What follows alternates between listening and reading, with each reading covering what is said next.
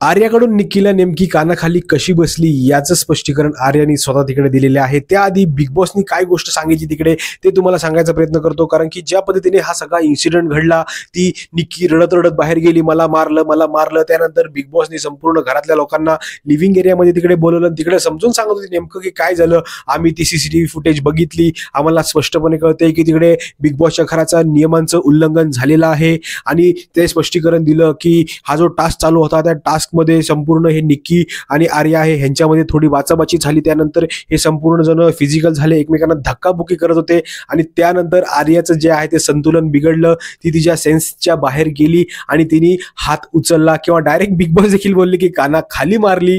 आणि या संपूर्ण गोष्टी जेव्हा आर्या सांगत होती तर आर्याने काय सांगितलं तिकडे, आर्या म्हणली हे बघा, मी जेव्हा त्याला धक्काबुक्की करत होते, ती जेव्हा आतमध्ये आली, मी तिला अडवायचा प्रयत्न करत होते, तेव्हा मला तिचा हात हा खूप जोरामध्ये माझ्या तोंडावर लागलेला आहे आणि मला देखील त्या गोष्टीचा त्रास होतो आहे आणि माझ्या तोंडावर लागल्यानंतर मी माझ्या ऑटोमॅटिकली माझे ते रिॲक्शन असे रिफ्लेक्स ऍक्शन असते ना, त्या प्रकारची रिॲक्शन माझी निघली आणि माझ्याकडून पटकन तिच्या कानाखाली बसली।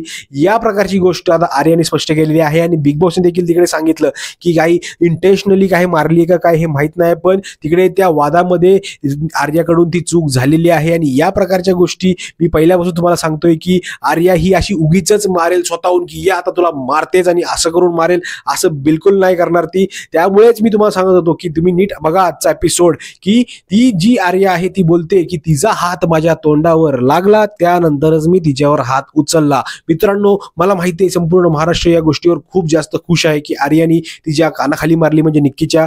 तर नक्की तुमचं मत काय हे संपूर्ण गोष्ट ऐकल्यानंतर कमेंट करून नक्की सांगा, कारण की तुमचं मत हे खूप जास्त महत्त्वाचं आहे। मित्रांनो, भेटूया पुढच्या व्हिडिओमध्ये, तोपर्यंत जय हिंद, जय महाराष्ट्र।